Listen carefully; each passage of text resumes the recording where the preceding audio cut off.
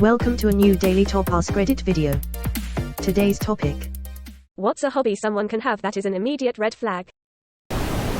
Making see-through Lego men with mouse organs inside. People do that? That's fucked up. Specifically, mouse hearts and testicles. I don't remember what sub it was, but I saw a picture of it and I'm traumatized now, smiley face. Well, reading the comments I'm feeling better about my Warhammer collection.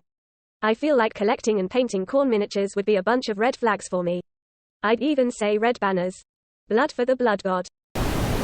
Kids' beauty pageants. I dated a girl in LA who had taken part in beauty pageants going back to when she was a kid. She had a good amount of success with it and she was most certainly a looker. But man, she was completely crippled with anxiety. Those pageants fuck the girls up that start young. Normally the kind of mom who puts her daughter in pageants cares a lot about physical appearances. Speed sewing Moroccan flags.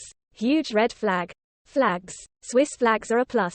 But Vietnamese flags are the real stars. Guy who spends hours each week on IG, commenting, liking and DMing random models they never met. IDK. Running spontaneous Dungeons and Dragons game for random models seems pretty nice. Girls only like guys with great world crafting skills. Cutting the eyes out of pictures of women in magazines. My son is a big fan of that as well. Next you'll tell me he has a collection of left hands. My grandmother had a habit of cutting out the entire picture of women from every newspaper, book, or magazine that entered her house. She didn't want my grandfather looking at any other women. She got mentally jealous after having a breast cancer scare in the 60s or 70s. Led to a full double mastectomy. We would be reading a popular science magazine sometime and be like, oh, I guess I didn't need to finish that article. Because there would be a big hole there. Funniest thing happened about a month after she passed away. I was driving my grandfather home from somewhere, was stopped at a traffic light. A woman with a tube top on was crossing in front of the car and struggling to keep it up, which failed right in front of my car in full view of my grandfather. I couldn't help but laugh given the bigger picture of the situation. Man, with some therapy she could have had a much happier life than what she trudged on with until the end.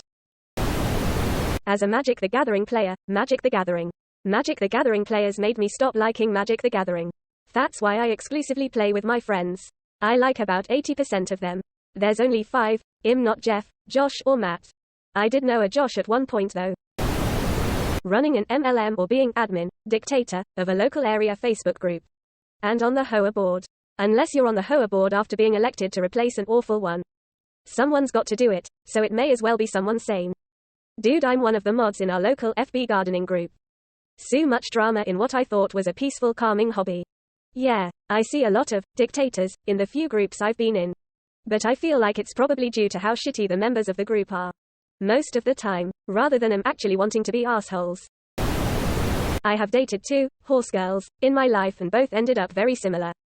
Nay, I started riding when I was 7. There are horse girls, and then the other horse girls. And we're all named Laura. Source. Laura. Went to an all-girls riding summer camp. So many Lauras. Holy shit, you're right. The 3 Lauras in my middle school class were all into horses. There was a post of a guy that was angry at his mother because her hobby was to find random people on the net, find everything about them and message them about it. My name is Betty. You don't know me. I'm a stranger on the internet. I know you work at Big Mike's Pizza 5 days per week. You have a dog named Muffin. You celebrated your 19th birthday last week. You don't have a girlfriend right now. You like porn. Don't worry, I'm not going to hurt you but just wanted you to know. You live on Maple Street. This is a new level of horrifying. I'm pretty sure it's also considered cyber stalking. Crushing Monster Energy drinks and punching drywall. Edit. The replies have me cackling. No, my name is not Kyle. What did you just say to me, bro? Bro, are you serious, bro? But what if I do that while listening to Limp Bizkit?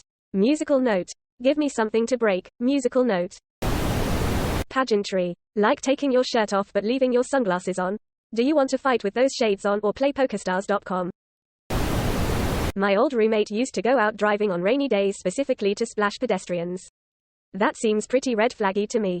That's straight up evil. Yeah, it is. I remember taking the bus late one Saturday night after work to get Easter candy baskets and toys for my kids the next morning. The right before the bus came, someone purposely splashed me at the bus stop by veering into in the large gutter puddle and everything was ruined. Just here to see how people really feel about my hobbies.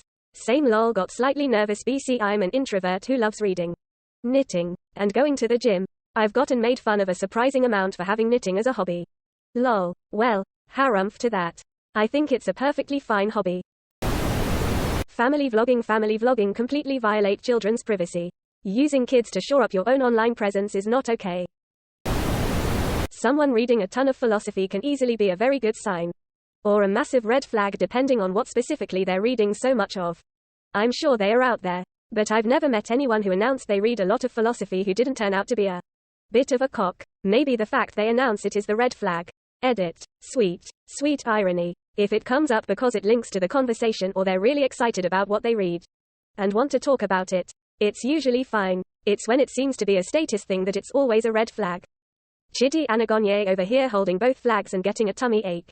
This is why everyone hates moral philosophy professors.